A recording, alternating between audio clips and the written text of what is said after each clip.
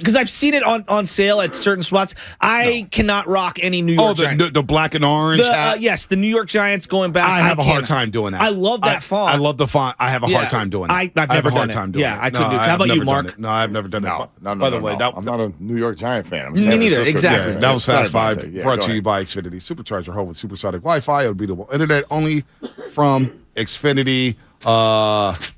It's been a good, fun beat. Welcome back, buddy. See Dibs and Willard, man. Look at you with the stretch four. Doing all right?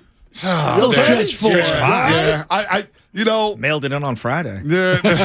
carried the show on Friday. Listen, we did have the morning mail in on Friday. What did we do last Friday? Well, it's me and Florio. Oh, yeah, it was And then Florio. there was an apology text.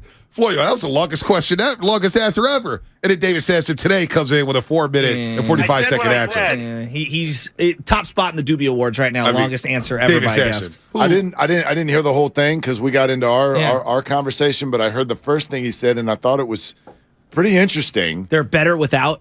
No. The $200 million player? What he said was, and a Giants team that we would all agree likes to do things without speaking. Yeah. Likes to do things under the radar. Yeah. Whether this was their fault, I don't even know where this all started, but the fact that they let it be so public that they were chasing Judge and that they legitimately, and I don't even know if they thought they had a legitimate chance, but they certainly let all of us think that they had a legitimate chance, was the beginning of the bumbling of the offseason. Because then once that doesn't happen, and it's a letdown. Maybe it never was going to happen. Yeah. Then we're let down. Then you pivot to Correa, and you're like $350 million when no one else was even offering $300. And then obviously that goes the way it goes. You sort of they put themselves in a very vulnerable spot to get kicked in the you know what's. I can't believe they did. I can't believe they have a $200 million payroll. That's insane. And this is the roster. $200 million payroll. It's and this is the $200 roster. million? Yeah, It's over $200 million, Dibs. I couldn't believe it last night. But that's with arbitration because you're Right. going to have some guys that are like Logan Webb. Who knows what his salary is going to be, but like it's going to get bumped up because of arbitration. No, I mean Haniger and Conforto contracts. Those guys aren't cheap. No, they're not. Well, but they're not the guys that they don't make headlines. No. It's not $300 million. But they're making a lot of money. But they're Chuck Peterson. those are contracts. Plus Those are numbers, man. Those are big. That's Those big are money. numbers. Also have That's the a business of payroll that baseball. says. That's a payroll that says we need to be in the postseason. It's a well, yeah. Well, yes. almost everyone's in the postseason now. Yeah, so. that's true. Well, But you spend Giants- $200. You bet. You think so, not make the Mark? postseason. I'm not saying based on what it looks like. I'm saying based on that number. On the number? And Okay. just based on the fact that you're the San Francisco Giants. Like if you're the Dodgers, the Giants, the Red Sox, the Yankees, the Phillies, you don't go into seasons like we're shooting for 3 years from now. No, I know, but like I don't even have one guy that I'm looking at. I'm like all-star potential heading into this year. Well, I don't know. I mean, I don't know. These guys You are all almost said coming off Conforto. injuries. He got sold on the Zoom yesterday. No. Willard sold on the Zoom. First of all, Conforto. before you rip Conforto, I like him. I'm not ripping him. Conforto 1130. So just really? relax. I'm not ripping Conforto. I'm a big Conforto guy. I'm not ripping. Michael Conforto, 1130. I had him in fantasy baseball. Sounds like 40 years someone who ago. would whack you in Sopranos. That's true. Send Which I Conforto like. after this. Seriously. I had him in fantasy baseball 4 years ago. He helped your boy 4 years ago. 4 years ago. No, he's a good player, But I was just ripping the Giants for Great the player. Zooms. The Zooms, not Exactly. the pressers. The Zooms. They No. do everything All to I want Zoom. to do is zoom. Yeah. Oh my goodness! I Look at mean, you. Let's shake your rump. Wow. This must Rex be the in 90s effect, part yeah. 3. Wow. Rex in effect. Rump shaker. I was here for the 90s. I really was. What was those CDs? This is the 90s. This is the 90s. Remember they used to sell you those Columbia That's House what I CDs? call music. There you go. There you And go. VH1 with I Love the 90s, Oh, where they that's a still great roll show. those out, yeah. I love As that opposed to shit. Pop-Up Video, which was also a great show when they had. Yes. They'd Go show out. you a video and then like, boop. Loved it. Ask a girl to prom and have Jodeci playing in the background. look at you. Oh, come on. The leather man. vest. Let's Mark wearing go. just the leather Let's vest, go. nothing underneath. Dude, we had Sinatra playing when I Champagne. asked my girl to the prom. Come on, I'm so old. Frankie Blue Eyes. Dude, seriously. Hey, you're coming with me. Being used to the prom, yeah. Gonna drive my dad's Edsel. We were in 6th or 7th grade when Jodeci was hit. We were doing bumping and grinding as 7th graders. I don't know if you guys did that in private schools. Hey, bro, or I'm the gonna public tell you, schools. We were out Jodeci, there. the girls love Private schools Jodeci may have and been a Boyz II little Men. Boyz II Men and that's Jodeci right. were on like Hey. All up day. top. Oh and my then you had God. some Mariah Carey. Mariah Carey CDs Mariah all Carey. over the place. She makes the most money. I said this during Christmas. She makes the most money at Christmas time. She makes like $10, $11 million a year off Spotify plays. That song has become the theme of Christmas, whether you like it or not. That is wild. It's Mariah true. Carey, what a run. It's true. How about those Warriors? 11:30. Yeah, Warriors. Oh boy. You want to talk Warriors? You know what? Confusing. I got bugged by the comeback. I don't know. Did you guys get? Where's this defensive effort for that's more stretches? I'm like, okay, now you're going to come out here with 8 minutes to go and remind everybody, oh, right, we have all the good players in this game. And it's like, this is my takeaway from a game like that. Because I said to Dibs yesterday, I'm not calling this a must-win or even a gotta have it, but this would be stupid if you lost this game. And then they went out there and they lost the game. And I look at this, and we've been trained as Warrior fans, correctly, by the way, to relax through the weird regular season stuff because we know that they know what they're doing. However, I'm also here for the people who say, look, we're fans. We want good basketball. We're paying money to go to these games.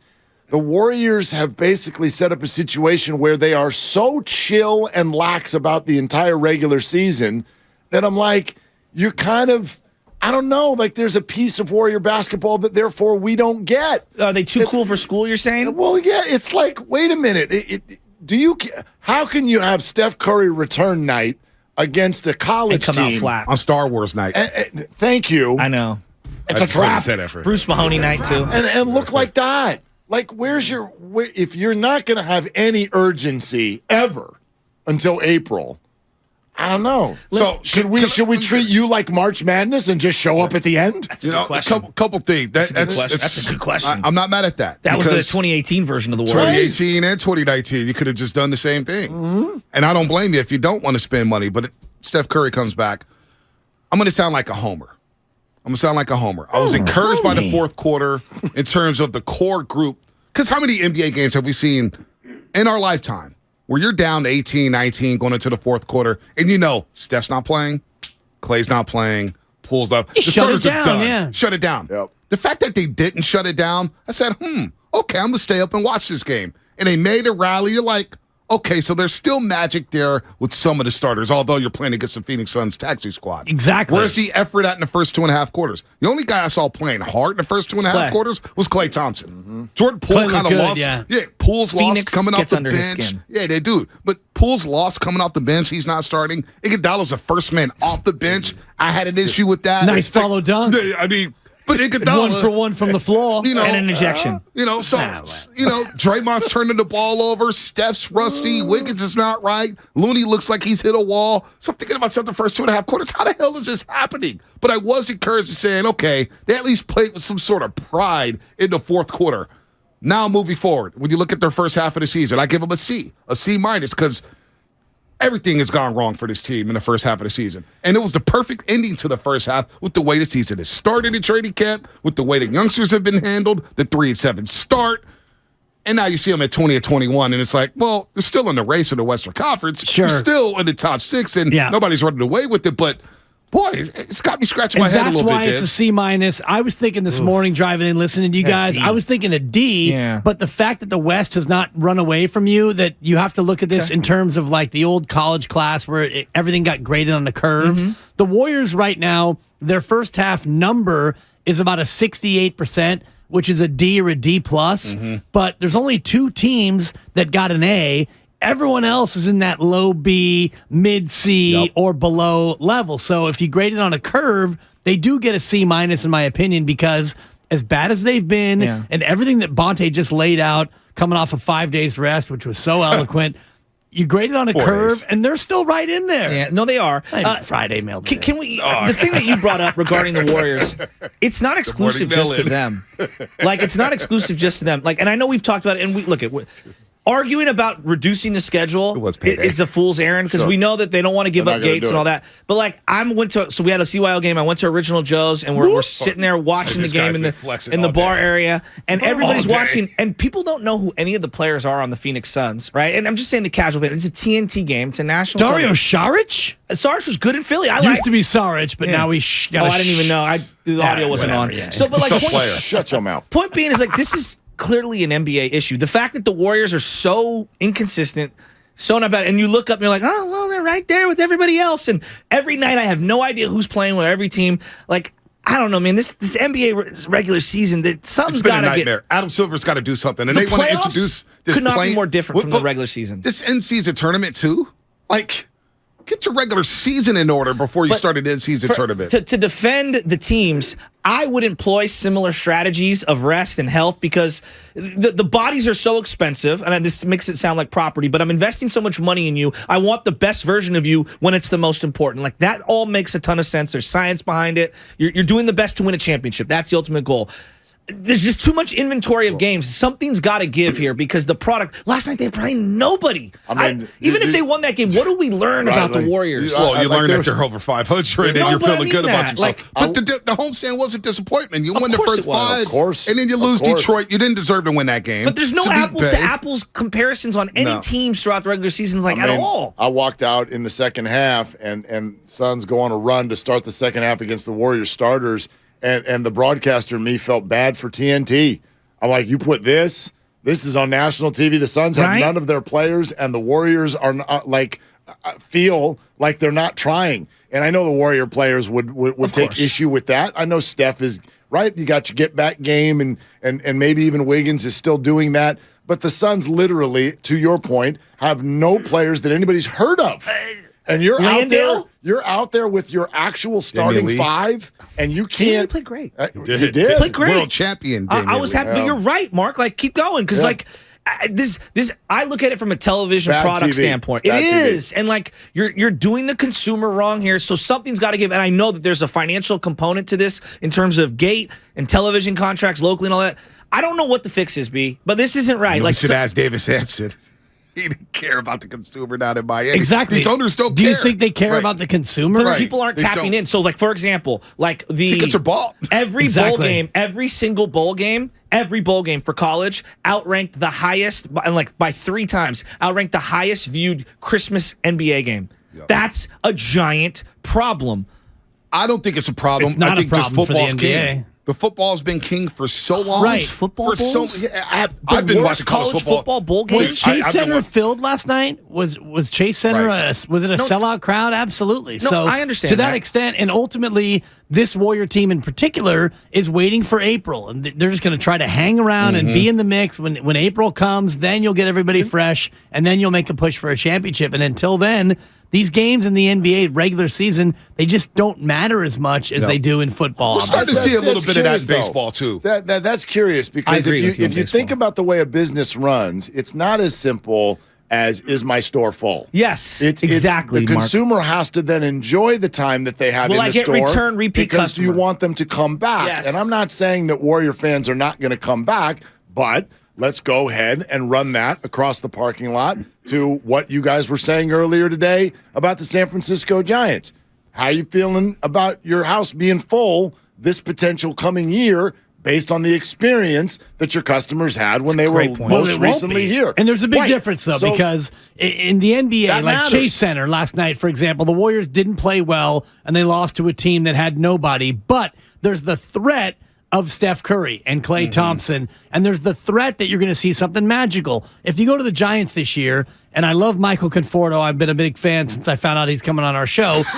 Thank you, Scott Boras. And Nick Hanniger and the rest of it. But at the best, you're going to get 4 Conforto ABs, and at the best, he's going to get 2 hits, maybe 3 hits, maybe he hits 1 home run. Steph Curry last night, even though that game was very bad, he hit 2 late threes in the 4th, and at least you got your money's worth from that standpoint. I get all that. I was standing up in front of the TV. I thought they were going to come back and win the game. But 5 years from now, Steph Curry's not going to be in the building anymore. And you want something to. I know. And Laker knows that. Which is why Laker These other teams don't have you to. don't think Joe Lacob knows that? I think the 49ers, and look, they'll never admit this, and I could be totally off base here. I think the Niners season, they looked at the NFC, first of all, saying it's wide open, and 2, it's like, we need to be box office. Yes. We've got to have marketable players here. And they have Bosa, that's always Kittle, and McCaffrey. That's always for that. I mean, this is a star-driven market. And the quarterback will always be up. We call the NFL king, but why are they playing in London? Why are they Why are they on Nickelodeon? Growing it. Because you never, ever get complacent. You always need to build the business. So I think when what you're saying, spotlight one night, sure, Steph, Clay, Dre, Andrew, they're here. I'll buy a ticket to go watch that. But is there a larger global NBA issue of where this is headed, where it's undeniable. Constant complacency throughout 6 months of a regular season? Yeah. That's a fair thing to bring up. It's a problem. It's a big problem the NBA has, and Adam Silver has to figure something out. The one disturbing thing I had about yesterday was just, you look at the last week of the Golden State Warriors, and I thought they turned the corner. I'm like, man, nobody's going to be just 4 times in the West. Yeah. And they were feeling themselves, and then you get all these podcasts. You get Draymond Green coming back with the podcast. You get Iguodala coming back with the podcast saying, I'm returning. You get Joe Lacob going on the Tim Kawakami podcast via The Athletic discussing the teams. And I'm like, all right, now we may be feeling ourselves a little too much here. And then you lose 3 straight to end the homestand. And all of a sudden fans are irate saying, trade this guy, trade that guy. Where's Kuminga? What's going on with Poole? It's like, we got to fix this. We got to turn the corner. There's just been too much noise, too much nonsense going on with this team in the first half of the season. And it started with Punchgate, no doubt about it. You start off 3-7. I think Steve Kerr mismanaged the youngsters to start the season, not giving them at least 15 minutes to play through their mistakes. And the loss yesterday was a perfect, it was the cherry on top of what has been a tumultuous first half of the season. And I just thought last week was like, all right, we don't need to start talking now. I thought they turned the corner. That's the crazy thing. Everybody started running to a microphone. I thought that's they what did. scares me. Come on. What scares me is if the Warriors get to a point where they don't know what the problem is. When I watch the Warriors, it's always like they got this. Yeah, they know what their issues are. They got this, right? We talked about that last week when I went on the whole trust the Warriors rant. Like, they know what they're doing. But I will get concerned as a fan if it starts looking to me like they don't know what the problem is. And if they are on podcasts going, we back, and then you go out there and lose 3 straight to Detroit, Orlando, Draymond, and half of the Suns. I get the Orlando loss. I love my Orlando, and I heard. Well, young, got the streets told me. Yeah. The streets told me you were talking about the Orlando Magic, and I told you about Paolo Banchero. He's been on that. Dude, He's league I've been past on his. Paolo Banchero since he was playing AAU. Exactly. Okay? No reason that Paolo Please. Banchero should win a game at Chase Center. No, Clay's a late scratch. Wiggins is rusty. Well, at least now. I thought that was a bad spot for the Warriors. Once Clay Draymond got Green in his scratched. podcast, we're 5-0 in the homestand, about to go 6-0. Maybe not. That was a Draymond, long sniff. maybe you want to show up and actually play the game. But at least he does play. Iguodala thing drives me bananas. I'm perfect from the floor last night. I'm asking you guys a serious question here. Not resume. Right now. Who will help this team? And maybe it takes a couple weeks and things changes. So I'm opening that right now. Who is going to help the Warriors more this season? Anthony Lamb or Andre Iguodala? Well, it's Lamb. I think really the question is Ty Jerome or Iguodala, because Lamb's going to get that final roster spot. You think so? Absolutely. Okay, because I think he deserves it. And I can't believe I'm saying this, but you can't win without Anthony Lamb. But he's been good. That's where he's been great. Point shooting matters. Yes, and energy and effort and availability, because you talk about Kuminga, Wiseman, and Moody. They played a grand total of 0 minutes last night. Moody can't play. He's unplayable. Kuminga now hurt, and I don't even know what's up with James Wiseman. The development of the youngsters, if we could grade the Warriors all we want, the development of those 3, and Kuminga's kind of burst through the scenes here over the last couple of weeks, that's been a D-F. We were all expecting them to be, okay, Otto Porter Jr., GP2, great Warriors last season champions, but you got the young studs coming in, right?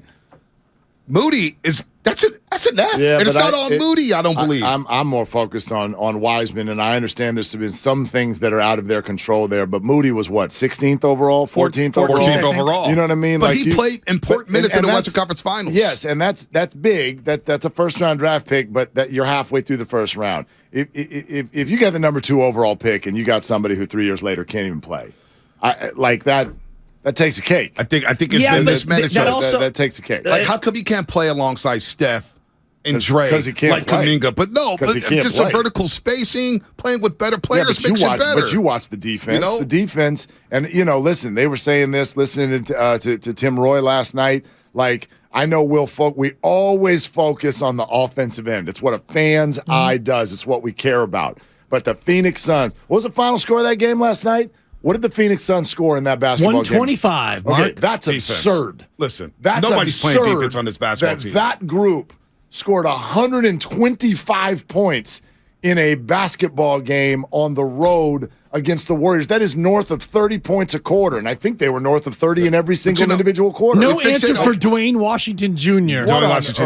What on earth? We fixate on Wiseman's defense, and we fixate on Poole's defense.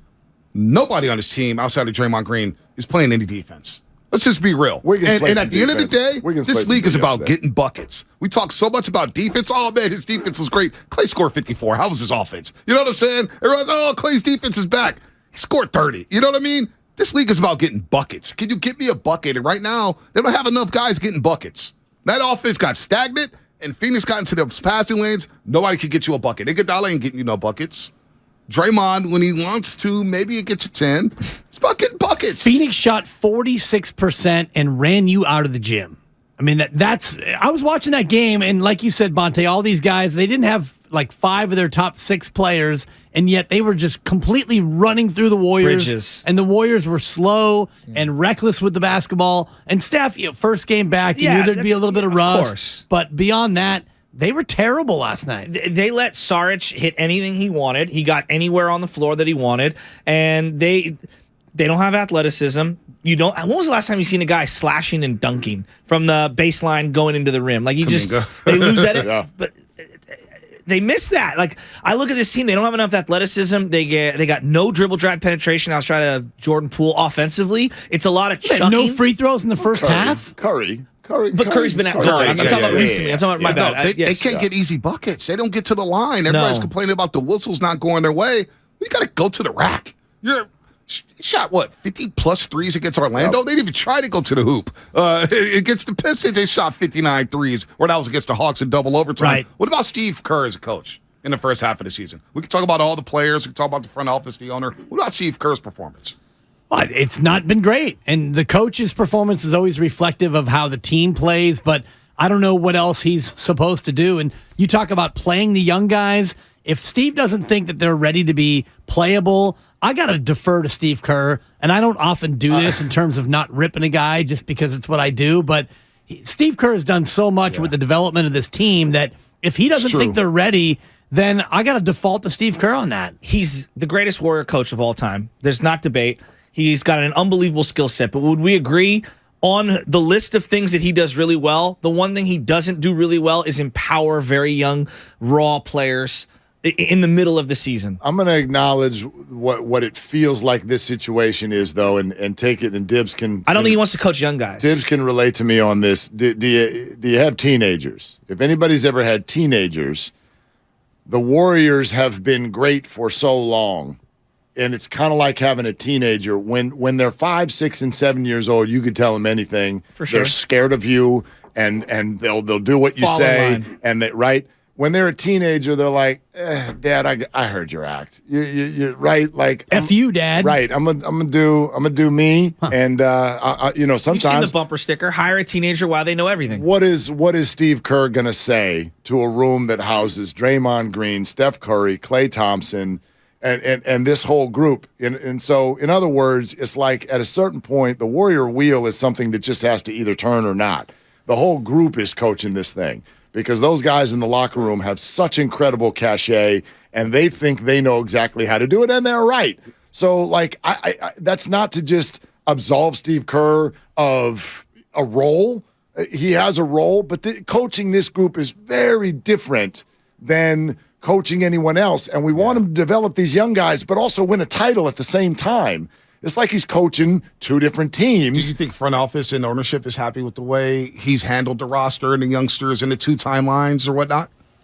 Probably not. Last year, they probably were happy with it because they won a championship. Right, this year, with being a game below 500, it's probably a little bit easier to say, hey, maybe you should be playing the young guys more. This did not go financially the way they wanted the first half to go. Okay, There's no doubt about that. The other thing is that I think part of the essence of true great coaching is evolving over time based off the talent that you have and how they appreciate, depreciate, etc. Popovich won in a variety of ways. That's what made him so unique to everyone, right? Like Steve Kerr, ball movement, that worked great when you had an entire high IQ team and you can pick and choose your spots. I think his biggest flaw is the rigidity and the stubbornness and him only wanting to play one way. When you have to incorporate some of the skills of what the young guys can do, he's so focused on what they can't do, which I get. And they may just stink. I understand that. but you need to evolve a little and meet them halfway and compromise. That's the true essence of coaching and maybe they don't have the runway because of the great players that they have. But think about Wiseman. What can he do? He can stand near the rim and a post position and get the ball down on the block. You can't give him the ball and say go score. No, I'm not saying that. What I'm saying is they had him at the top of the key at the beginning of the year, and they wanted him to play in the Bogut role. That's not his game. That is not his game at all. It's not That's Looney's game. Looney's great at that. Set a screen, hand the ball. Exactly. Which you missed last night. He didn't know what to do with Kuminga for a while. Wouldn't it be nice to have some vertical spacing every night? Sorry to cut you off. No. It would be nice. Yeah. Yeah, but you guys are immediately going again to the offensive end. This guy. Well, defensively, he's lost. He's totally Defensively, he's been lost. I thought he got better. I thought he got better. So what do you do? 2 weeks, but he fits right in with Jordan Poole, Steph Curry. There's a lot of guys who don't look great defensively. Not to his level. Not to his level. I agree on that. You can't. You know what I mean? Like in Jordan Poole, you live with it. Steph Curry, you live with it because you're getting 25 at the other end. But if you're committed to the development of a youngster, you have to. They're committed to winning the championship. The organization is committed to the youngsters, and the coach is not. So that's what it feels like. Well, then you're at cross purposes because if you're Draymond, Steph, and Clay and Andre Dunkwidala, you're looking at this going, I don't want to sit around for 2 years while we teach James Wiseman how to play basketball. I want to win right now, and Steve Kerr's in the same mindset. So moves are going to be made then? Or you think moves have to be made by the deadline? You got no move you can make. Yeah, I don't know unless what the move is. Unless you want to trade one of your big boys, which you're not going to do. That's not going to happen. The only move you're going to make is allocate the 15th roster spot to Anthony Lamb, and maybe JaMychal Green gets sent packing. Wow. He hasn't played in like 6 weeks, right? Well, what'd you see? I just got a text. Speaking of podcast, and it go to say Warriors. ESPN and Omaha Productions launch a new podcast with Warriors general manager Bob Myers. Lead by example with Bob Myers. Debuts January 17th with special guest Stephen Curry. Wow. Proceeds will go to the Warriors Community Foundation. Good. This is according to ESPN Public Relations Department. Bob Myers debuting a new podcast courtesy of ESPN and Omaha Productions. And wait, the proceeds go to the Warriors Foundation? Community Foundation, yep. I have a hard time believing he's not going to get re-signed if he just started a podcast that's benefiting the Warriors Foundation. Yeah, he's getting that money. Yeah. I would love to be a fly on the wall in that during that. First thing that my mind went to there. Well, the first thing I thought of is after you book Steph Curry, who's guest two? When you're a guest-driven podcast, that's a tough job. Kyle Madsen on line one. Bonte, maybe? Clock, clock, clock, clock, clock, clock, clock, clock, clock, clock, clock, clock, clock, clock, clock, clock, clock, clock, clock. I'd love to be a guest. Oh, my God, I'd love to be a guest on that podcast. That'd be great.